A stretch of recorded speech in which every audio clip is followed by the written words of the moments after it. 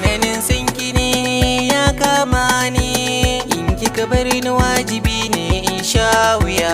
Tsananin sanka ne ya kama ni, tallafi zuciya ta kar da na yau jinya.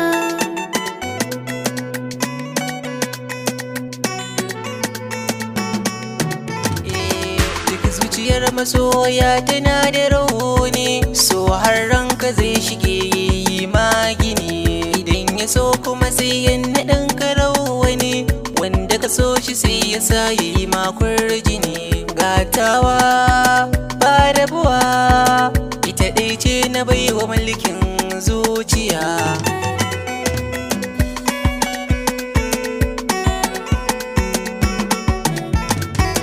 In ana son irayi to kar a raba ni da kai, domin rayuwa ta zama to sai da kai. Dukka abin da ka fiɗa zan bada ga kai, ya zama dole wajibi in yi kula da kai.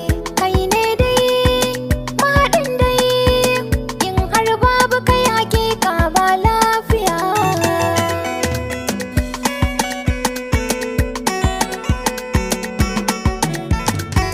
Ni da ke jini da hanta ba batun rabuwa, ina son tsawon rai shi zai karo shakuwa.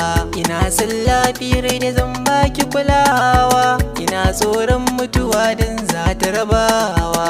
Ta bar mu dai marayi dai, ko da mun mace ruhin mu zai zam ɗaya.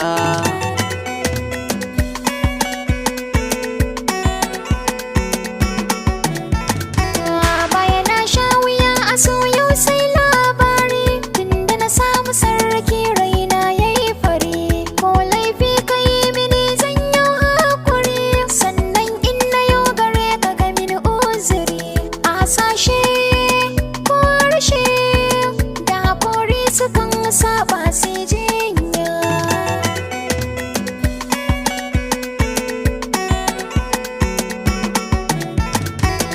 Kasance tare zami yo dariya, Lallai zan ji daɗi a cikin zuciya. zan maishe da ke tamkar ya sarauniya. Kai ka zarce mazan da ke faɗin duniya, Kin zama to zara mai haske samaniya. ka zama farin wata haske idaniya.